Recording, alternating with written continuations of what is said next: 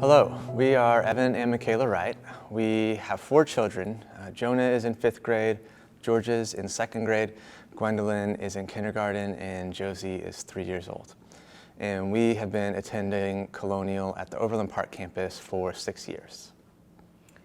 And when we first moved into our home about 6 years ago, we really started praying and asking the Lord to just grow us in community and help us to find connections in our neighborhood and friendships really close near our house. And I felt like God really opened that up, especially for our oldest 2 children. There just were a lot of friends for them, but it kind of felt a little bit more limited with just the 5 houses right around us. There felt like there were some barriers, if it was language barriers or just renters that were in and out, or we even have some neighbors that live overseas for most of the year. And so it just felt like we didn't have that strong community just right around us. So this summer, I noticed a family across the street that looked new to me, and I went over to meet them thinking, oh, they're probably renters, but I'll just go introduce myself, say hello. We like to bring new families cookies on our street.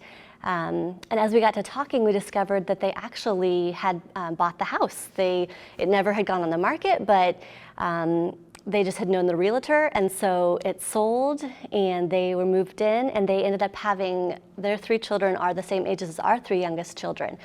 So I decided to get brave and bold, and I asked her if she wanted to take a walk with me, and she said yes. And so we ended up walking for 3 hours, and it was dark, and we just kept talking and connecting and sharing. And I think I came on pretty strong because I was so excited to be her friend and just so exuberant about that. But thankfully, it didn't scare her away, and she actually started to open up and share with me about how they had not had any community in their old neighborhood, and how their middle daughter had struggled with friendships and even just being able to talk to adults and other kids. And so it just opened up a great friendship for us. And then it started to grow into our family to where they live right across the street from us, so our kids run back and forth and they play in the front yard and in the backyard. It's turned into passing down clothes that our kids have outgrown, and making homemade chili and saying, we have extra, do you want some? And then on our daughter's 3rd birthday in September, we decided to invite them over for dinner, just to spend time with them, get to know them, kind of take that next step of inviting them into our home and just connecting with them over a meal. And it was really special to have them there, and I think they felt very loved that we would invite them in on our child's birthday, and it was just a really special time, and I think it really helped me to see how much God had blessed us with their friendship and how close we'd gotten over the summer. And our 2 little girls are just peas in a pod. They're just inseparable. And it's been such a blessing, I think, for their family and for us. And I am so grateful that the Lord has answered our prayers. I've learned that both of them grew up in houses that attended church. God was discussed, but they do not attend church now and don't have a Christian community. And this part's maybe just my own perception, but God seems distant to them. However, they shared that they recently have been thinking about trying out some churches. And so as they have seemed open to God, we've shared what's going on in our lives, and it seems like the Holy Spirit is stirring in them.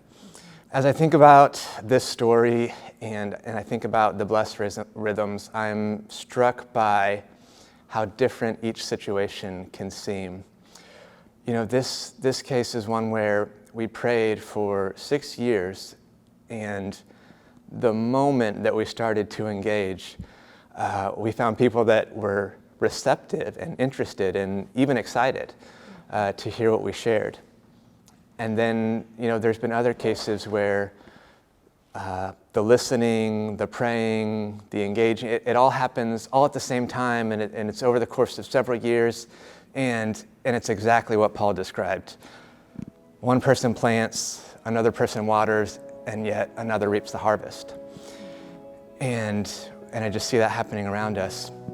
So I would just encourage you that God is ready to use you right where you are.